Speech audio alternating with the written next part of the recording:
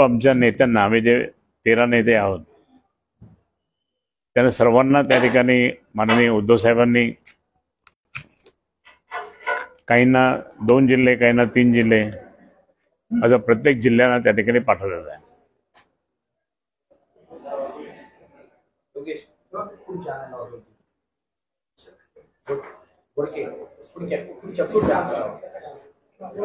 आम्ही सर्व नेते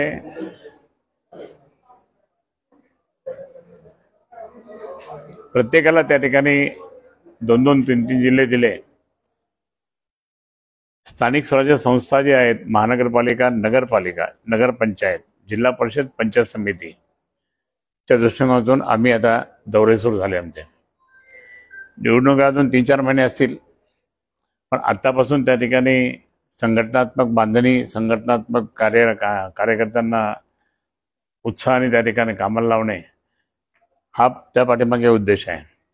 आणि उद्देश असाही आहे की प्रत्येक नगरपालिका, महानगरपालिका, पंचायत, नगरपंचायत आणि जिल्हा परिषद पंचायत समिती शिवसेनेचं, उद्धव बाळासाहेब ठाकरे या गटाचं प्रतिनिधित्व मोठ्या प्रमाणात असलं पाहिजे ही भूमिका त्या ठिकाणी आहे. आणि म्हणून मी मागे लातूरला होतोच, पाहत होतो.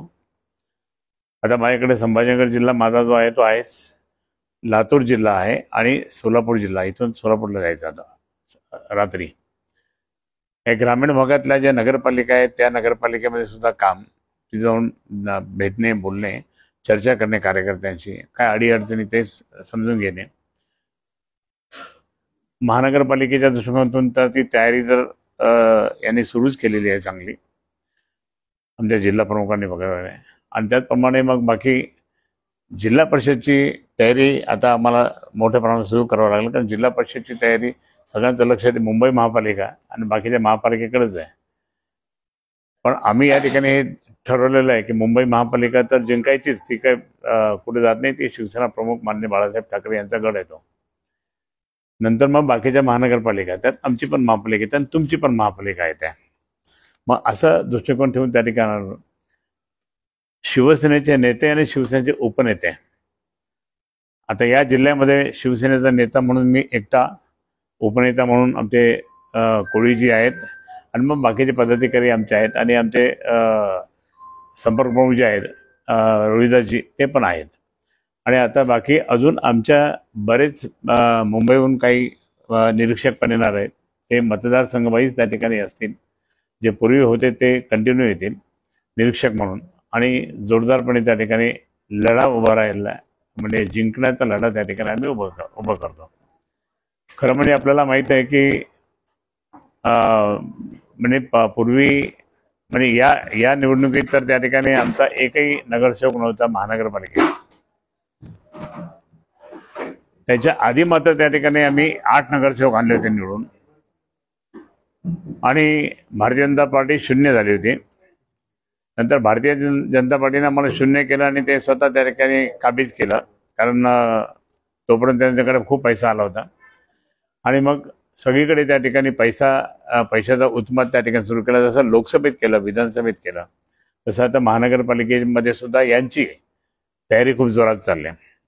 आता जोरात तयारी चालू असताना त्यांचे 2 गट पडलेले आहेत, 2-3 गट पडलेले आहेत. दादाचा वेगळा, मिंदेंचा वेगळा, आणि सगळ्यात पॉवरफुल गट म्हणून त्या ठिकाणी जे काम करायला लागले ते म्हणजे देवेंद्र फडणवीस यांचा, देवाभाऊचा.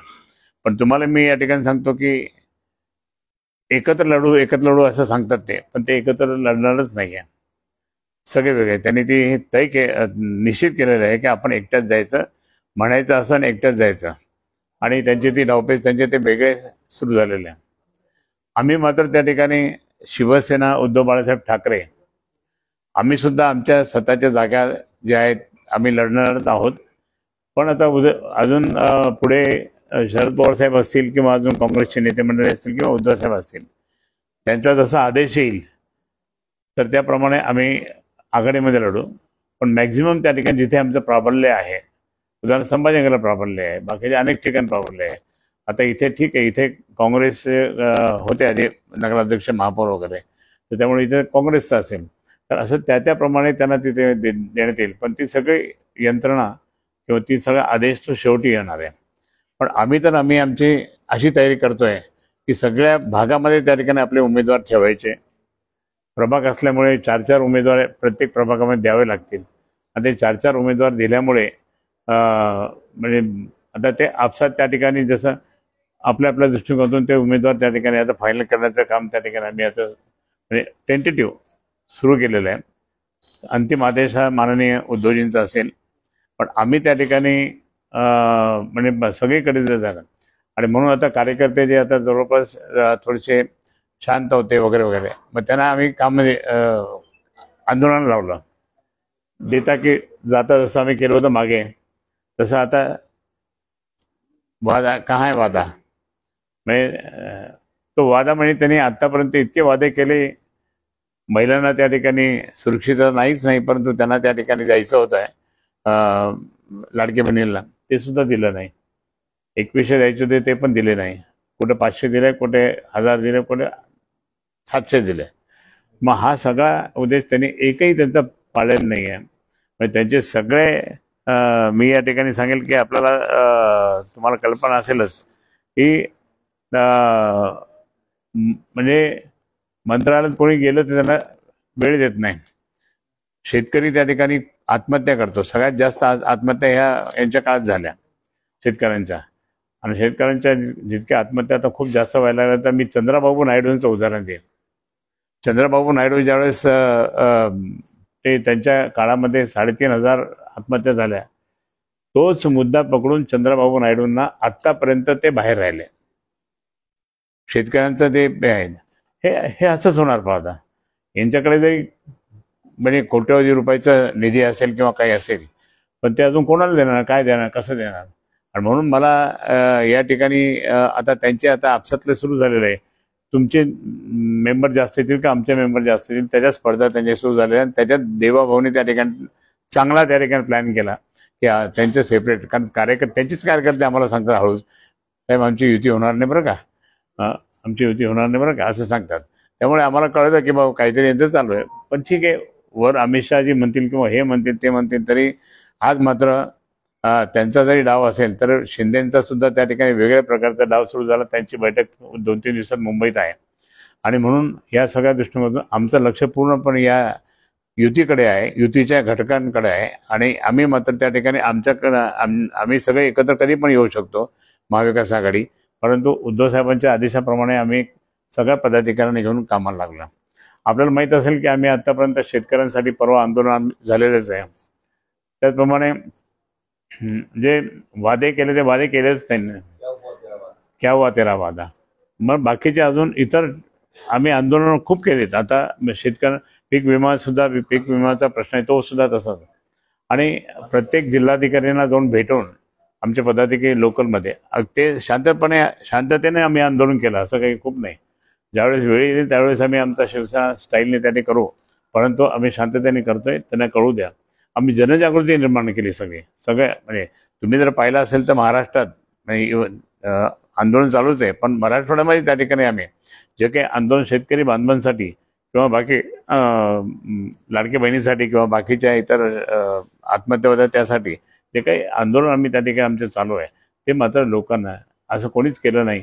तुम्ही पाहिलं असेल शिंदे गटाचं कुठलं आंदोलनच नाही, एका ते सत्तेधारी आहे. लोकांच्या समोर जायचं म्हणजे त्यांना काही आता लाज वाटते. त्यांना याचं अशी लाज वाटते की बाबा लोक काहीतरी बोलते, शिवाय देतील की लाडक्या बहिणीचं काय झालं, किंवा तुम्ही फुटले का, तुम्ही शिवसेनेतून फुटले का म्हणून. आणि त्याचप्रमाणे देवाभाऊंना सुद्धा त्या ठिकाणी प्रश्न विचारतील म्हणून ते सुद्धा भाजपचं आंदोलन काही नाही. भाजपच्या फक्त बैठका चालू आहे, बैठका विचार मानतात, बाकी काही असं आंदोलन वगैरे काही नाही. संघ परिवार त्या ठिकाणी काम करत असेल प्रामाणिकपणे, पण बाकीचे पुढारी जे आहेत भाजपचे ते फक्त फॉर्च्युनरमध्ये फिरतात, बाकी काही लोकांचे काही सभे. तिसरी गोष्ट म्हणजे त्या ठिकाणी मी सांगेल की दादांचं तर दादांच्या थ्रोत सगळं चाललंय, पैसे देऊ नका. अनेक जण फुटले, आता आमचेही फुटले ना बरेच, आमचे अनेक जण फुटले. कशा करता गेले तर ते म्हणे नाही आम्हाला निधी पाहिजे. आता निधी तर देणंच बंद केलं दादांच्या मार्फत, तर त्यामुळे आता निधी काही मिळणारच नाही कोणाला. आणि म्हणून हा सगळा जो म्हणजे पाहिला असेल तुम्हाला तर खूप गोंधळ आणि घोटाळा आता त्या ठिकाणी बाहेर येतो. दुसरी गोष्ट म्हणजे आजच्या सगळ्या वर्तमानपत्रातून पाहिलं असेल तुम्ही की जवळपास जे काही महाराष्ट्रामध्ये म्हणजे मी राहुल गांधीजींना धन्यवाद देईल, त्याचप्रमाणे आमचे आंबेडकर साहेब जे प्रकाशजी आहेत त्यांना पण धन्यवाद देईल. त्यांनी सगळं काढलं, सगळं प्रकरण निवडणुकीतलं सगळं प्रकरण महाराष्ट्रातलं काढलं. राहुलजींनी तर हरियाणाचं पण काढलं होतं. तुम्हाला मी या ठिकाणी सांगतो की सगळे घोटाळे त्या ठिकाणी बाहेर येतात. म्हणजे 75 लाख मतदान हे आलं कुठून, हा एक मुद्दा आहे. पण जर समजा हे सगळे असंच चाललं असेल तर फक्त निवडणूक जिंकायची कसे करून आणि सत्तेवर बसायचं, लोकांकडे पाहायचं नाही आहे. आज फार लोक आज परेशान असेल. तुम्ही कोणत्याही गव्हर्नमेंट ऑर्गनायझेशन जा, भ्रष्टाचारशिवाय काहीच नाही. पैसे भरा, पैसे द्या. म्हणजे काही तर मला सत्ताधारी पक्षातले कार्यकर्त्यांनी सांगितलं की आमच्याकडनं पण पैसे मागायला लागले म्हणते. मला का मागायला लागले, तुम्ही ज्या पद्धतीने पैसे म्हणजे जमा करायला लागले ते म्हणता की तुम्ही पैसे खातात, मग आम्ही काय करायचं, मग आमचं काय. म्हणून असा एक प्रकार सुरू आहे महाराष्ट्रामध्ये. संपूर्णपणे महाराष्ट्रात खूप मोठा भ्रष्टाचार चालू आहे सरकारी कर्मचाऱ्यांच्या मध्ये. कोणत्या जे सत्तेवर बसले आणि ज्यांच्याकडे काम असतात ते, कोणी शेतकरी गेला तर त्याला पैसे घेतल्याशिवाय त्याला सातबारा मिळत नाही. पैसे घेतल्याशिवाय त्यांना त्या ठिकाणी कुठं लक्ष येत नाही. कलेक्टर ऑफिस जा, बाकी कुठेही जा, भ्रष्टाचाराचा महापौर सुरू झालेला आहे. म्हणून या सगळ्या दृष्टिकोनातून शिवसेना उद्धव बाळासाहेब ठाकरे यांचं आता पुढचं एक आंदोलन राहील भ्रष्टाचाराच्या विरोधामध्ये. आणि म्हणून मला आपल्याला सांगायचं आहे की आज संपूर्ण महाराष्ट्रात खूप अडचणीचे दिवस आलेले आहेत शेतकऱ्यांच्या आणि बाकी सगळ्याच्या मध्ये, परंतु शासनाचं कोणाचं लक्ष नाही आहे. सगळे आपल्या फक्त एकतर सुरुवातीला आता एखाद्या महिन्याआधी तर फक्त आमदारांना वाचवण्यासाठी, आमदारांना काही फोडण्यासाठी त्याच्यात त्यांचं लक्ष गेलं. आणि आता ते जे आमदार फुटले तिथे त्यांच्याकडे गेले, त्यांना निधी मिळायचं बंद झालं. ते निधी मिळायचं बंद झाल्यामुळे ते जातं ते त्रस्त झाले.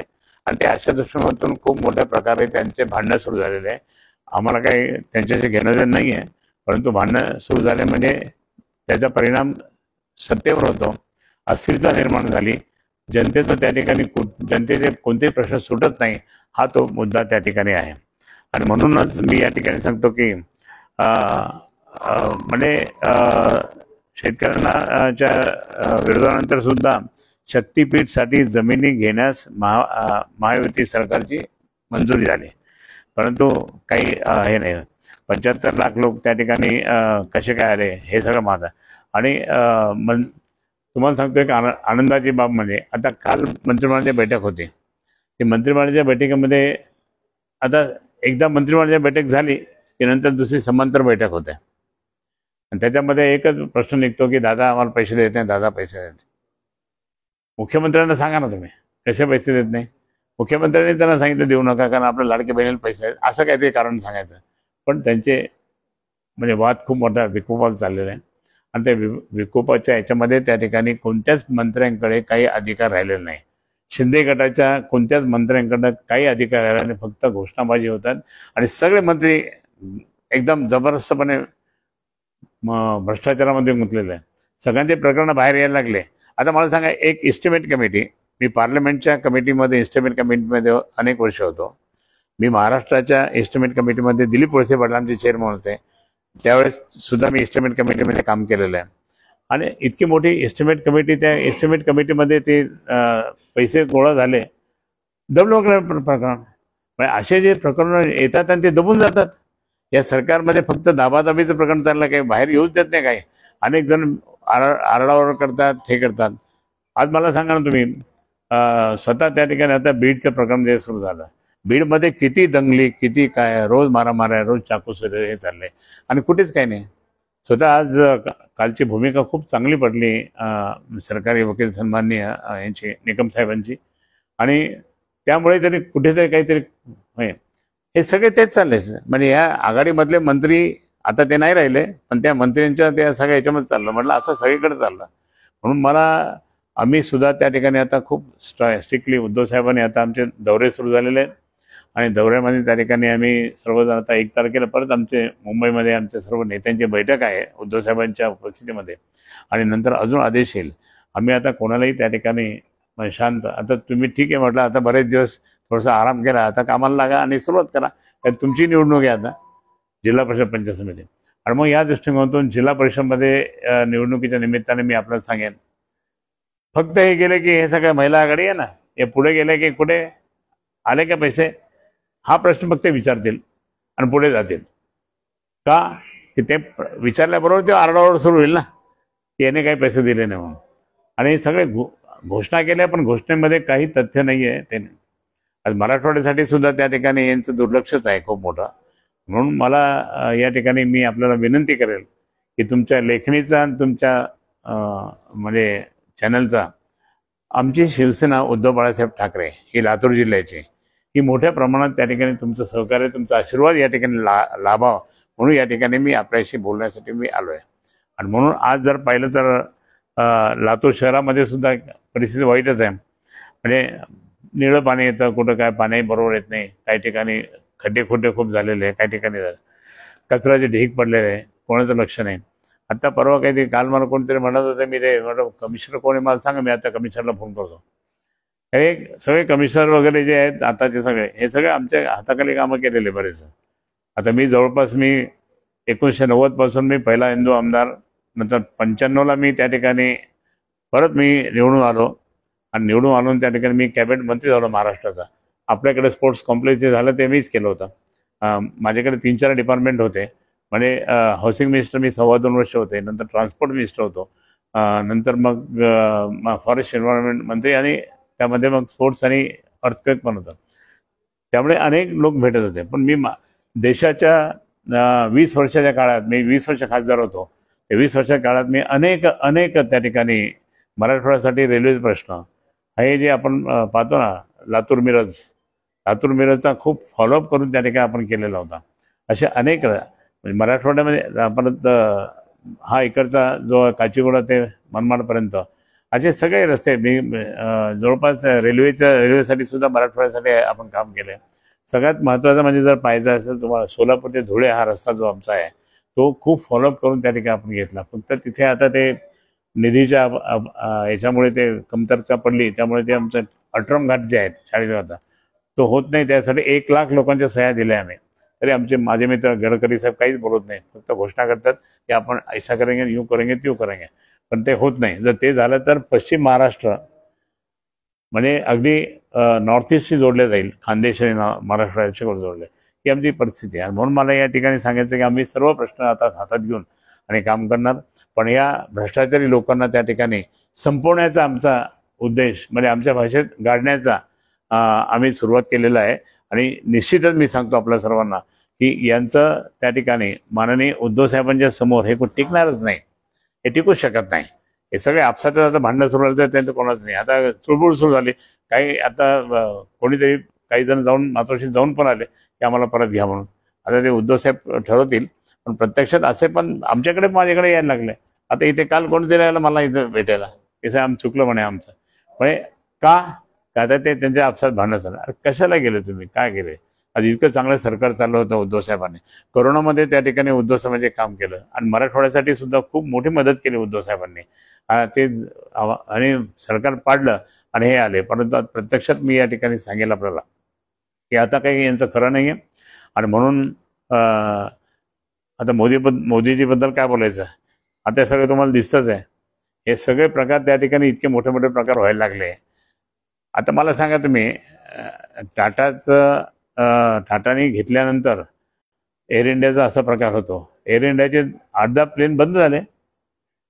इतका मोठा हादसा झाला गुजरातमध्ये झाला.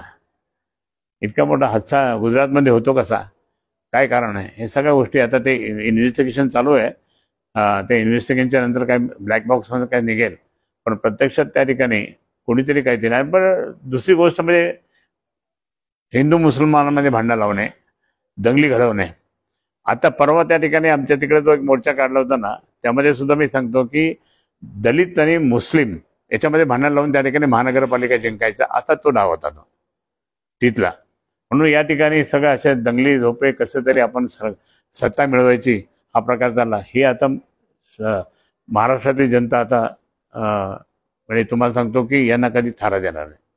मी आपल्याला सर्वांना धन्यवाद देतो.